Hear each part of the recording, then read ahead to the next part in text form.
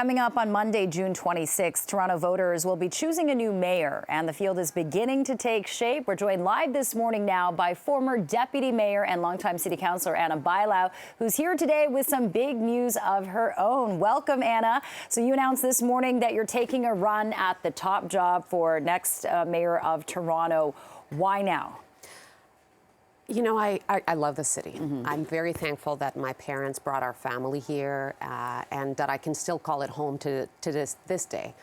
When I arrived, I really felt a sense of opportunity and safety and really a sense that the city worked. I think that's what made me feel like I belonged here. I was 15 at the time.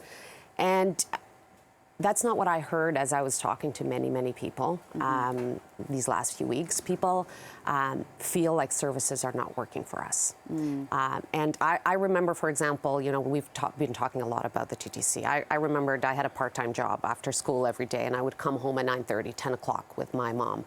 And we felt safe. I didn't hear that from many people. I've heard from women that, you know, have to take a cab to get home because they don't feel safe. So we need to restore services in our city. We need to make life more affordable. People are getting pushed out of the city, and that's why I'm running. We need to fix services, and we need to make life more affordable in the city of Toronto. Okay, so it sounds like with former Mayor John Tory resigning and speaking to a lot of residents, that was kind of the catalyst for you to jump in. You felt like the onus of responsibility rested on you. This city has given me a lot.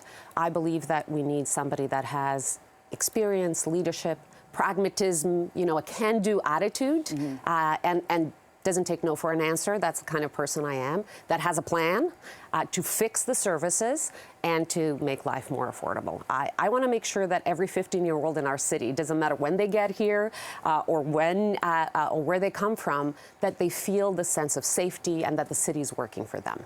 You were the deputy mayor under former Mayor John Tory from 2017 to 2022. Last October, you chose not to, of course, seek re-election in your riding of Davenport. So can you tell us what you think you learned in that role as deputy mayor? Well, I've done a lot of work in my community, delivering services for my community. I've done a lot of work on housing, and I went on to build affordable housing. But I think that we all feel like we need services to get back on track. I think that, you know, the pandemic really turned people's lives upside down. It turned the city upside down in the way that we're delivering services, and we need to go back to that. I was just talking about the TTC, you know, we need to restore confidence in the TTC. We need to make sure that people don't wait half an hour for a bus and then it takes 2 for them to get into the bus, that they are able to know that they're going to get to work on time, that they feel safe in the TTC.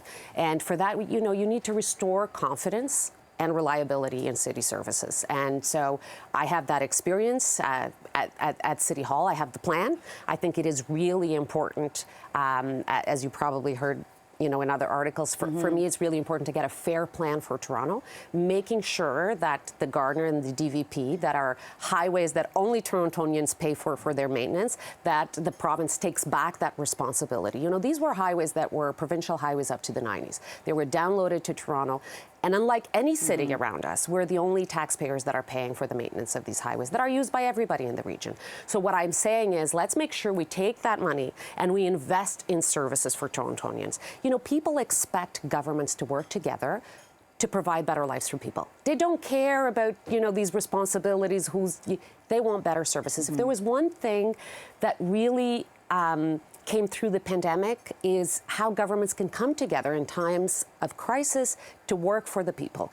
And I think that right now, our services are in crisis in this city. We need to restore services in the city of Toronto, and we need smart plans. And a smart way to do it, because credit where credit is due, the province has been coming through every year with a check to fill our budget hole.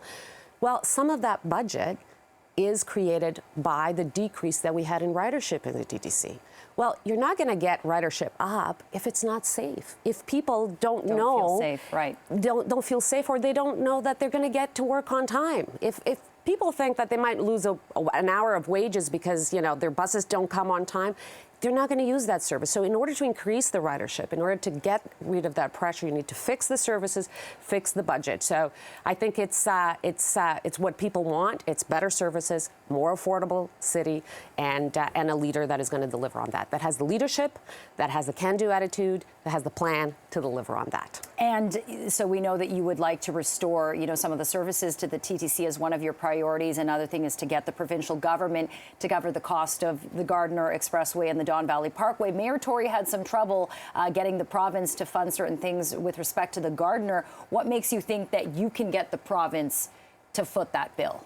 The election, the voters, Torontonians. We'll all represent Torontonians, and I'm running on this. And so, you know, the province just won an election, for example, with the mandate and the commitment to build 1.5 million homes, 280,000 of those homes in Toronto. I respect that mandate. I am very much looking forward to working with our provincial government and federal government to have those homes built. It's needed. They have the mandate. We're going to get it done. I will have the mandate to restore services in the city of Toronto and getting a fair deal for Toronto, and that starts with the uploading of the Gardiner and the DVP. And very quickly, last question, yes or no answer from you, Anna. We like to do these kind of quick ones. The race for Toronto mayor is getting very crowded. Are you worried about that or not? No. Okay. I like the confidence. Ana Bailao, thanks so much for joining us this morning on CP24 Thank you so much. Breakfast. Pleasure. Take care.